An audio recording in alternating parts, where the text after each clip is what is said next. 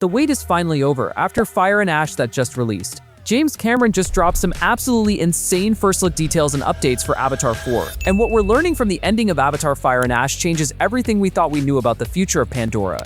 We're talking about official confirmations, massive story revelations, and production details that have Disney executives literally saying holy f*** when they read the script. And yes, that's an actual quote.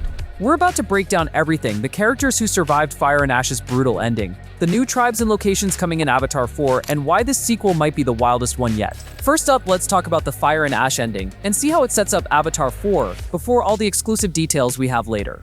If you haven't watched the movie, there are spoilers ahead, but for those who did, we saw the film doesn't have a post-credits scene. Cameron confirmed that's just not his style. The ending itself sets up Avatar 4 in ways that are genuinely mind-blowing. The movie wraps up with Jake Sully reclaiming his position as the legendary warrior, who unites the Na'vi clans in their darkest hour. This isn't just a cool callback to the first film, it's a massive statement about where the story is heading. Jake becoming Toruk Makto again means the conflict on Pandora has escalated to extinction-level warfare, and it's forcing him to become the living weapon he once tried to escape. But that's not even the craziest part. The final battle in Fire and Ash leaves two major villains with unclear fates, and both of them are primed to return in Avatar 4. Colonel Quaritch, played by Stephen Lang, has his most intense confrontation yet with Jake in a massive anti-gravity well, and when Spider nearly falls to his death, both men actually stop fighting to save him. Jake extends a hand to Quaritch, offering him a genuine chance at redemption, but when Neytiri and the rest of the Sully family arrive, Quaritch gets spooked and deliberately throws himself backward into the fires below. We last see him screaming as he falls. But here's the thing, there's no body, no confirmation of death, and Cameron has been teasing Quaritch's redemption arc since The Way of Water. Smart Money says he's alive, probably saved by his Banshee or by Varang, the fierce leader of the Ash people, who also survives the final battle and escapes. But let me know what you think. Varang, played by Una Chaplin, is one of the most intriguing additions to the Avatar universe, leading the Mangkuan clan, the Ash people who turned their backs on Eywa after a volcanic eruption destroyed their home. She's ruthless, she worships fire and war, and her relationship with Quaritch throughout Fire and Ash creates one of the film's most interesting dynamics. The fact that both Quaritch and Varang are still out there means Avatar 4 has built-in antagonists who are deeply personal to the Sully family, and their stories are far from over. Now, before we get into the more new details, let's talk about the time jump, because this is where things get absolutely wild. James Cameron recently confirmed that Avatar 4 will take place roughly 8 years after the end of Fire and Ash, which is actually longer than the 6-year jump that was initially reported. This isn't just a creative choice, it's a necessity. Cameron explained that the production team spent about 18 months capturing performances for The Way of Water and Fire and Ash, mixing in scenes from multiple movies including early material for Avatar 4.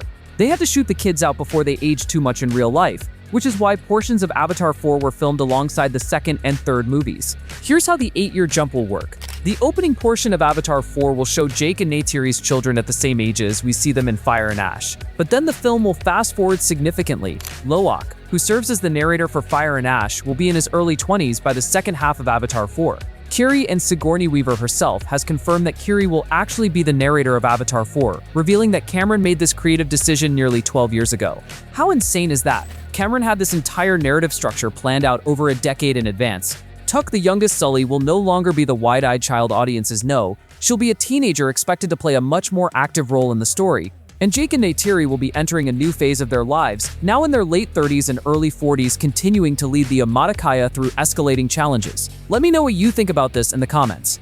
But wait, these aren't even the craziest news we have, because later there is a big twist coming. In the ending, Kiri demonstrates absolutely terrifying new powers connected to Eywa during the final battle, using her hyperconnectivity to overwhelm Varang's mind-bending abilities and essentially frightening off the Ash people's leader with proof of Eywa's will. Kiri's powers have been building since The Way of Water, where we saw her have an intense seizure while connecting to the spirit tree, and Fire and Ash takes that connection to the next level. She can summon Pandora's wildlife, channel energy like the Tree of Souls, and her abilities are only going to grow more powerful in Avatar 4. So what is Avatar 4 going to be about? We know the film is currently scheduled for release on December 21st, 2029, which is 4 years after Fire and Ash. Cameron has said he needs this time for the technological necessity of rendering what he's described as 10 million hours of VFX. The man is not playing around. But beyond the technical side, the story itself is where things get absolutely unhinged. Cameron revealed that when he submitted the script for Avatar 4 to studio executives, the creative executive in charge sent him an email that simply said "holy f*** with no actual notes. Cameron's response, "Where are the notes?" The executive replied, "Those are the notes." That's the kind of reaction you get when a script takes a wild turn that nobody saw coming.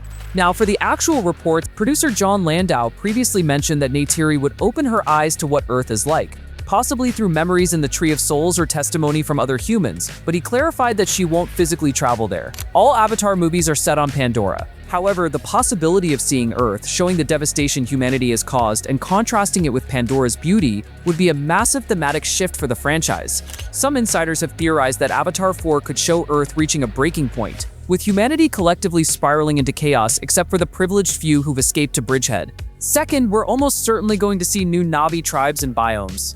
Concept art released over the years has hinted at polar ice regions, desert landscapes with nomadic clans called the Wind Traders, and possibly even underground Earth-based Na'vi. Cameron himself has teased that future Avatar films will explore Arctic environments with ice Na'vi, saying there's an idea to explore the poles to go where the temperatures plummet, to see ice and the different creatures there, how they evolve in colder climates. Let me know in the comments if you would want this.